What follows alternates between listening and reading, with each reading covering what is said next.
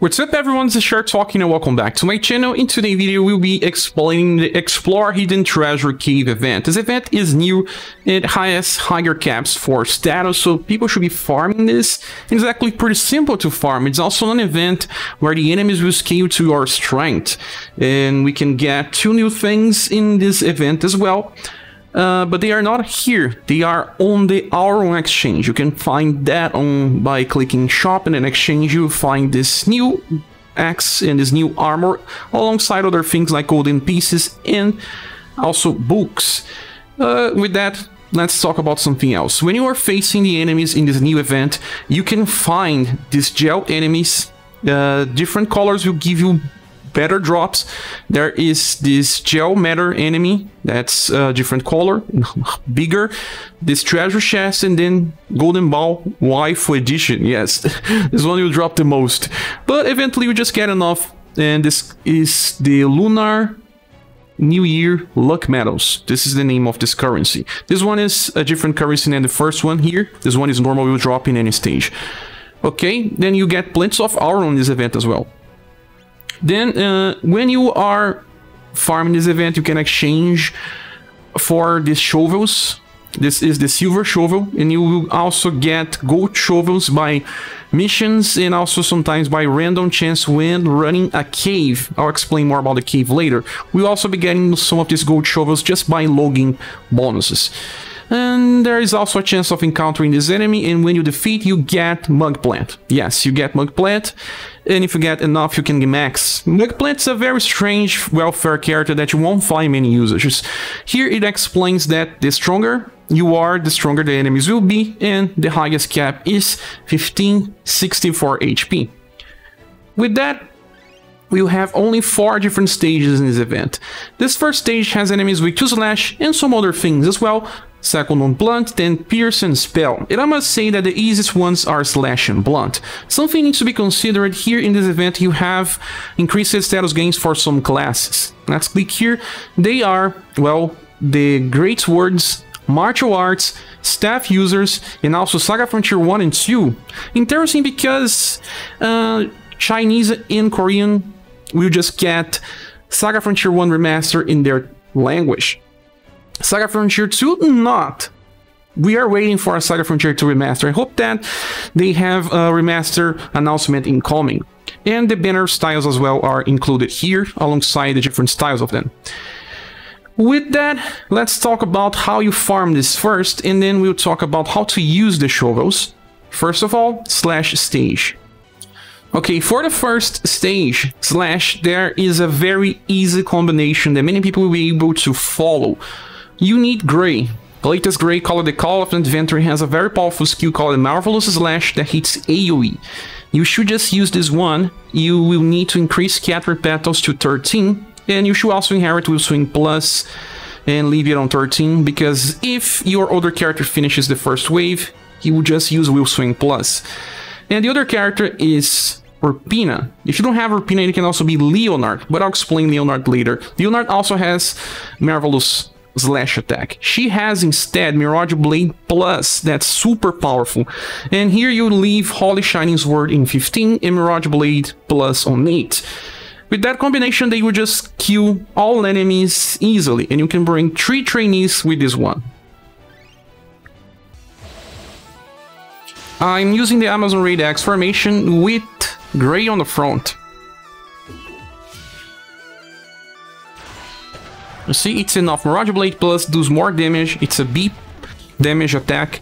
Marvelous Slash is only C. But Gray has plenty of damage passives, and even then, you cannot beat Urpina.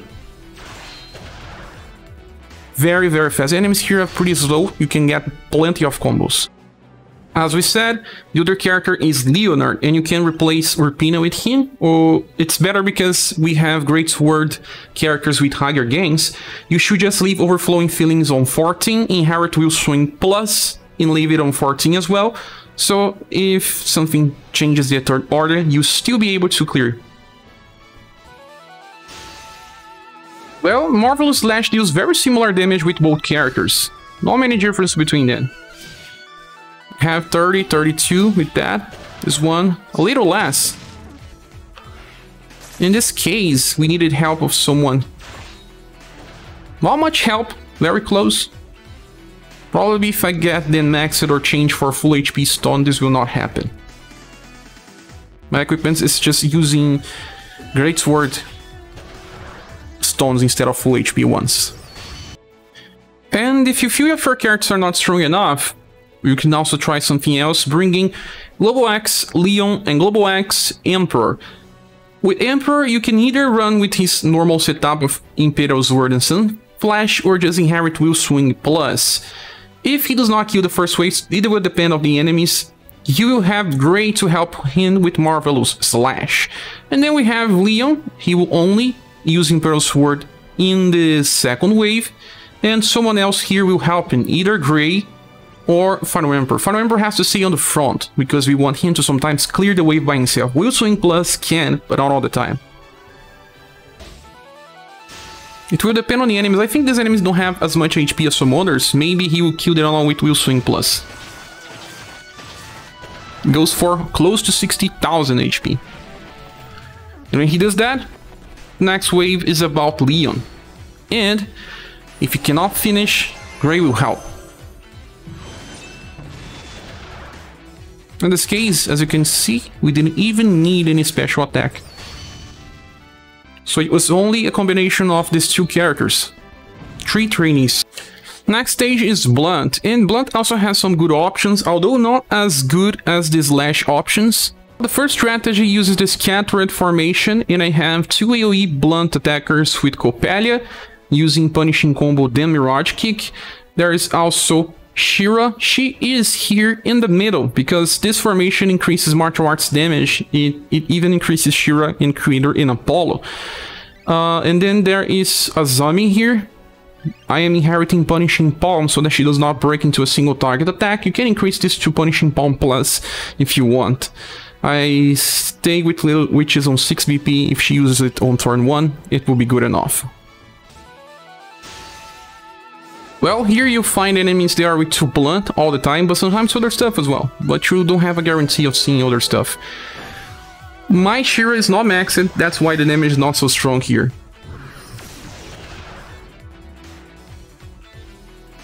But even then, you can train her. I got her yesterday. I had to inherit Incense, so she keeps using AoE.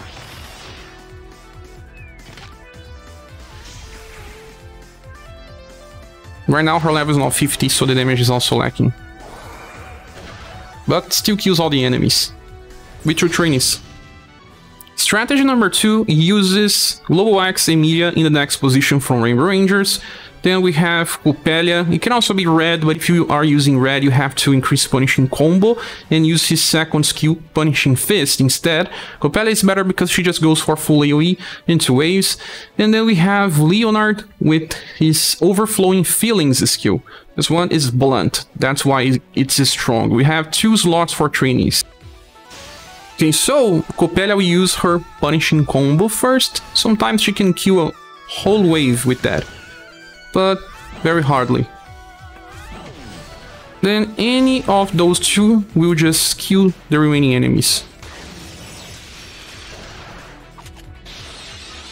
Now, the next wave, we have the weaker version of Coppelia AoE with the stronger version of the remaining character full potential. We found some of these slimes, but it still works if you're facing normal enemies. This run is just for fun. I just added all types of characters that can have an impact here. So starting with Shira because of her skill number 2, Hymn of the Night Wind, and then there is Incense inherited. Boston will use Ultra Earthshaker. I'm training him anyway. And then there will be Red with Punishing Combo 115. Emilia, this is the normal one, not the Global Axe. Gwen with Vortex Spike. So this will work just for training and for fun. Now, all of these characters have a stronger attack on turn 1. Save for Red if he attacks now. He doesn't, he will have Punishing Combo for the next wave. Okay, he used Punishing Fist.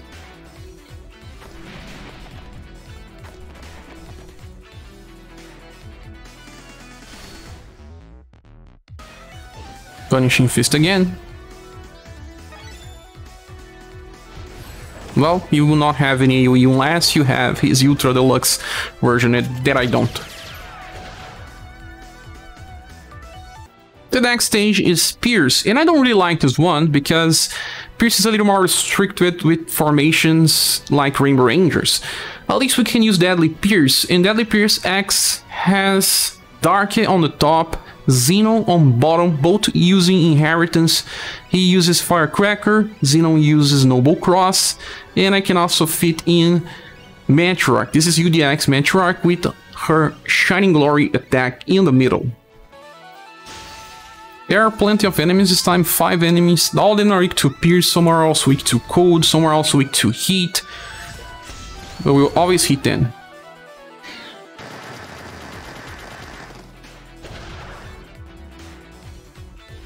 Now on the second wave, we have the weakest version of their AoEs, but Shining Glory is here to finish the enemies.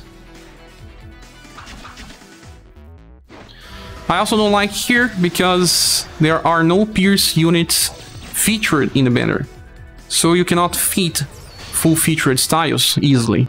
Better run the other stages. Now the last stage is the spell one, and there is a trick on this one. Actually, the enemies are not weak to all types of spell damage. You have to bring either heat or lightning or both, because this is the only common element between all enemies. Because of that, you can just bring Joe easily. She would just use her El Nino and Sorbet Flambe. You can also bring Emilia because of the lightning part. You can also bring Madeline. She can use her Supreme Thunder and then Lone Moon by Inheritance. There is also Dora that will work pretty fine. And also UDX Gwen if you have. This is a good formation, but I don't like this stage as well. That's funny, we got Treasure Box as enemies. We'll get the hair currency because of this. Jo will not kill by herself, she needs Dora help, but both will clear the wave, and then on the second wave what we have is Jo and Madeline attacking the enemies. Now that we are done with the farming, let's check the event missions. There are plenty of them, and you can also get some shovels. These shovels are limited, so you have to finish all limited quests in order to farm it all. And let's go here on exchange so we can discuss some stuff. Besides the gold pieces, you should not be farming the Moog plant pieces because you eventually get it all by drops. Just get the other stuff. You can get this gold shovel here. This gold shovel is nice because it will guarantee some stuff on the caverns. But before, let's purchase some of these platinum ones. Or, I don't know, iron ones. Let's click here, get some. You see how this works. Let's close. And we have two different excavations. One is dig, normal. This one uses this platinum shovels. And with this one, you only face a normal enemy that is easy to defeat. And the rewards are not good. You can see here they are not good. But you do have a chance of getting the golden shovel. I already have one because of the logging bonus. Now, if you do get this gold shovel, or you can purchase some on the shop, you will be able to run the other one called Dig Great Treasure. This excavation here will give you gold pieces of the characters that you bring into the stage, so be careful, choose characters that you still don't have capped. The enemy is not important, it will die with a single hit as well. And you can get Lunar New Year platinum tickets here too, and a double chance of getting another golden shovel. Okay, I will do one run just to see what we get from the... Yeah, the enemy's golden ball. She should die with a single hit.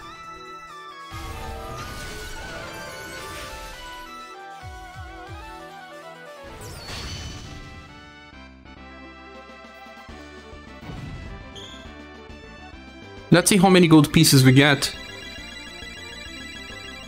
3 for every limited style, that's nice. You got some gold pieces here, 3 gold pieces, and plenty of iron. This event will give you plenty of iron. Well, with that said, use the Aurum in the Gold Aurum shop. Go to Exchange, Shop, and then find the Aurum Exchange there to get the good stuff. Well, that's it, guys. Thanks so much for watching this video. Hope it helps in any way. If you want to support the channel, there are links in the description of the video. And don't forget to click the like button before you leave. Hope to see you soon in the next video. Bye.